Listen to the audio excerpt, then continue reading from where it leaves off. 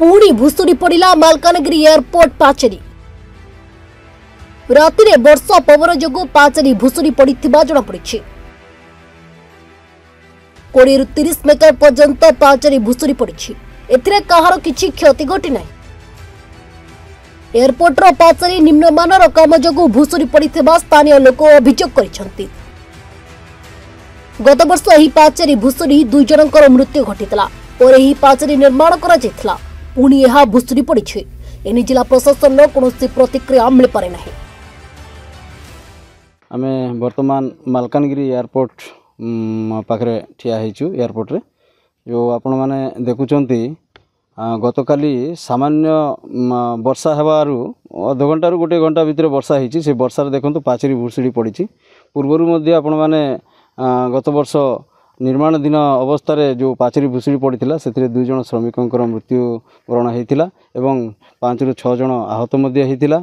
तो आमे सेतेबेले मध्य प्रशासन को कहलु जे ये जो काम होइछि बहुत निम्नमानर काम होइछि, किंतु प्रशासन एप्रति कौन दृष्टिपात देले नहीं। जहा फल आज देखंतु उद्घाटन मात्र 5 ରୁ 6 मास मध्य पुणी थरे एभली घटना घटी। ये पाचेरी भुशुड़ी पड़ी 30 ରୁ 40 मीटर एवं आउ गोटे पार्श्वर मध्य 30 ରୁ 40 मीटर पाचेरी भुशुड़ी पड़ी। जहाँकि एते निम्नमानर काम होइछि सामान्य वर्षा रे आज पाचेरी भुशुड़ी पड़ी।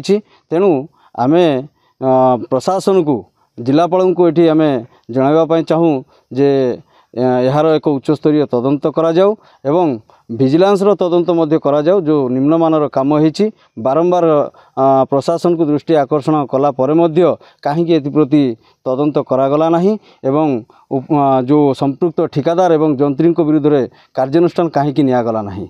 तो एथिरु स्पष्ट जना पड़ुछि अत्याधिक पीसी कारबार जो एभली अवस्था होइछि। तेणु एप्रति विजिलेंस रो तदंत करी ठिकादार एवं जंत्री विरुद्ध रे दृढ़ कार्यानुष्ठान ग्रहण करा जाऊ।